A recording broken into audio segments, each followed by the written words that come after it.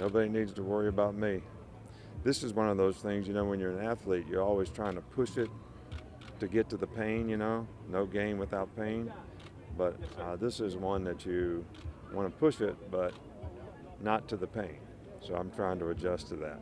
How hard is it for you to come here and not play around the golf? I love playing golf, but I like also to support the event. So I got mixed emotions about it, but I'm just glad to be here.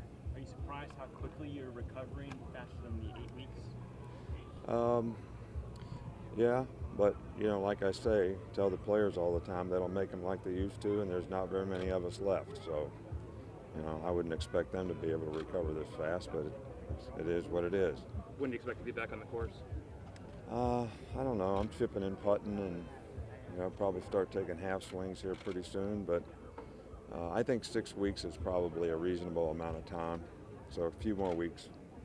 Do you think you hopping right back into work 2 days after surgery kind of motivated the players too? Well, look, I lasted for 6 hours, and it didn't really have anything to do with the players. I sat at home for 6 hours in a chair. Miss Terry took the dogs to the lake, and then I was walking around out in the yard. And when she got back, she said, I'm going to call the doctor or the police, one or the other, on you if you don't get back in the house. So I just don't sit still well. Is that hard for you to sit still? Are people having to keep you from moving too much, doing too much activity? Yeah, but the rehab has been great. We have a great medical staff, so those guys have really done a nice job with me, and I appreciate their efforts, and it's going really good, really. How hard do they push you through that rehab? I think like what I said before, they push you, but they don't really want to push you into something that's going to hurt you. So they've done a really nice job so far. Balance and range of motion is the biggest thing that you're working on, and the balance part, that's why I was able to walk, in a day afterwards, is that wasn't an issue. So I didn't need a walker and I didn't need a cane, which probably helps, the rehab. As soon as you get the muscles going, you got a better chance to sort of respond. So it's been good. Are you able to focus on other things? Obviously, since you can't golf, are there any other things? Yeah, I focus on work. I work all the time and golf that much of the time. So, recruiting is a big thing that's going on right now. Evaluations of the spring, next year's opponents. It's actually giving me a little bit more time to do some of those things because I can't, really go out and play golf or do anything else.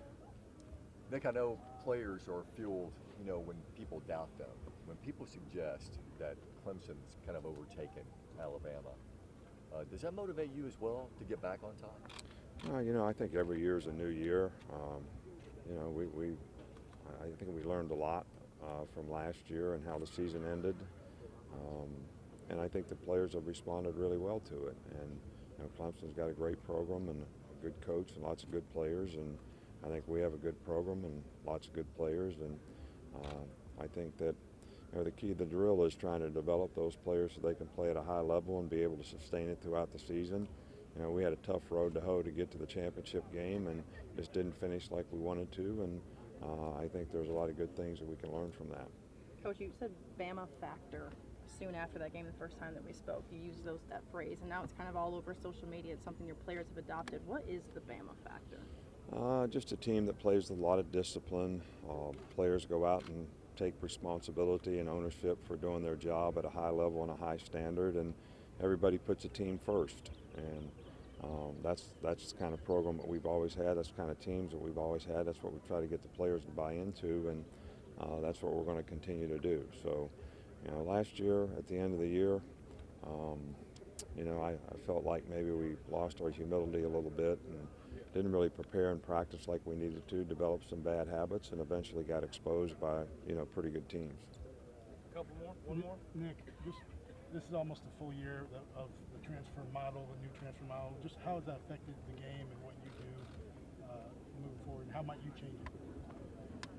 Well, look, whatever the rules are, that's what we have to live with. So, we're just hopeful that we do a good job for our players and that they stay committed to our program and doing the things they need to do to be successful. And hopefully we're not, putting the decision making in the wrong people's hands, too much. And I think commitments are important to being successful, whether you commit to a process that's going to help you do the things that you want to do to accomplish the vision that you have and have the discipline to execute it. And sometimes those things are tough. And I think if we make it to where, guys have an easy way out, that's not always going to be the best benefit for them. And it's all about the players, man. Everything's about the players. What's best for the player to have a better chance to be successful in life? And I think that's how we should look at it. Thanks, Coach. All right.